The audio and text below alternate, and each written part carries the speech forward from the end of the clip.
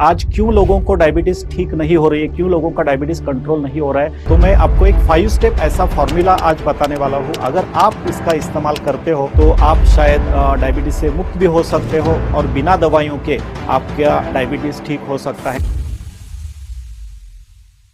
My name is doctor Bhagyesh Kulkarni and I am diabetic reversal specialist और last 12 साल से मैं इस डायबिटीज के फील्ड में काम कर रहा हूँ। आज के टॉक में मैं यही आपसे बताने वाला हूँ कि आज क्यों लोगों को डायबिटीज ठीक नहीं हो रही है, क्यों लोगों का डायबिटीज कंट्रोल नहीं हो रहा है। मैं आपको एक 5 स्टेप ऐसा फॉर्मूला आज बताने वाला हूँ। अगर आप इसका इस्तेमाल करते हो तो आपको डायबिटीज के ऊपर अच्छा आप कंट्रोल पा सकते हो। और तो इंसुलिन रेजिस्टेंस कम करने के लिए सबसे पहले जो इंपॉर्टेंट जो 5 स्टेप फॉर्मूला का सबसे पहला जो चीज होता है, जो बहुत सारे लोग इसके ऊपर ज्यादा ध्यान नहीं देते हैं, और वो होता है राइट असेसमेंट। अगर मुझे समझना है तो मुझे उसके आगे के कुछ टेस्ट करने पड़ते हैं, जैसे कि फास्टिंग इंसुलिन आपको चेक करना बहुत जरूरी है, HSCRP highly sensitive C reactive protein, apolipoprotein है, LDL कोलेस्ट्रॉल आपका कितना होता है। इससे आपको सही मात्रा में पता चलता है कि मेरे शरीर में इंसुलिन रेजिस्टेंस कितने इससे बड़ा हुआ है। सेकंड थिंग इंपॉर्टेंट है आपका BMI। जैसे मैंने अभी बताया था कि आपको वेस्ट सर्कमफरेंस के साथ आपके शरीर में फैट कितना है, मसल मास कितना है, क्योंकि ये सारी चीजें भी इंसुलिन रेजिस्टेंस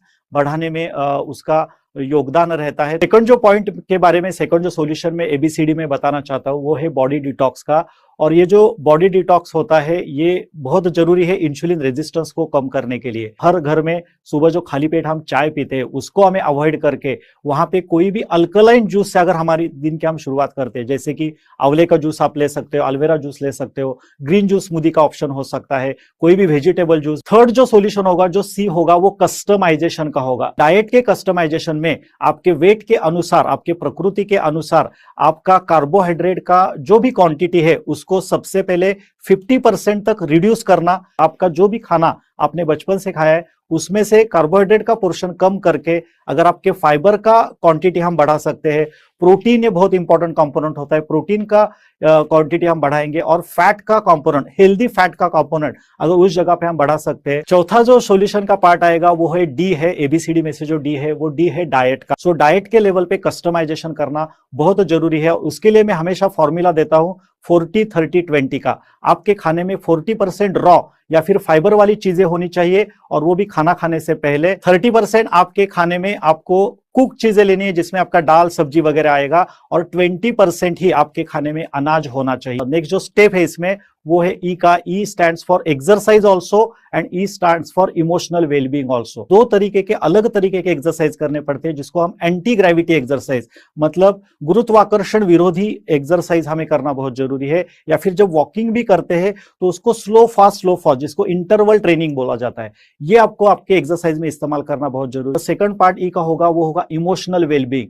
बाकी सारी चीजों के ऊपर हम बहुत ज्यादा ध्यान देते हैं, लेकिन हमारे मन के ऊपर, हमारी जो निगेटिविटी हमारे जीवन में है उसको कैसे बाहर निकालना है उसके ऊपर हम ज्यादा ध्यान नहीं देते। Emotional wellbeing is very important. तो हमारी जिंदगी में हमें 2 चीजें हमेशा याद रखनी है। जो भी मुझे मिला है उसके लिए ग्रेटिट्यूड का एटीट्यूड रखना, जहां पे हो सके थैंक यू का इस्तेमाल करना, जहां भी हो सके आभारी रहना, शुक्रिया कहना, ये बहुत जरूरी है। इससे आपके शरीर का कॉर्टिसोल घटता है और एंडोर्फिन्स की लेवल बढ़ते हैं। और सेकंड है, जो भी मेरे जीवन में दुख है, जो भी परेशानियां है, मुझे किसी ने मुझे दर्द दिया है, या फिर किसी के लॉस के वजह से, किसी के डिमाइस के वजह से, किसी का मृत्यु होने के कारण अगर आपके मन में कोई भी पछतावा है, कोई भी रिग्रेट है, तो उसको आपको मन में नहीं रखना है। देखो हम कैसे है कि घर पे अगर कचरा होता है तो उसको हम डेली साफ करते हैं, तो मन में भी कोई कचरा नहीं रखना है।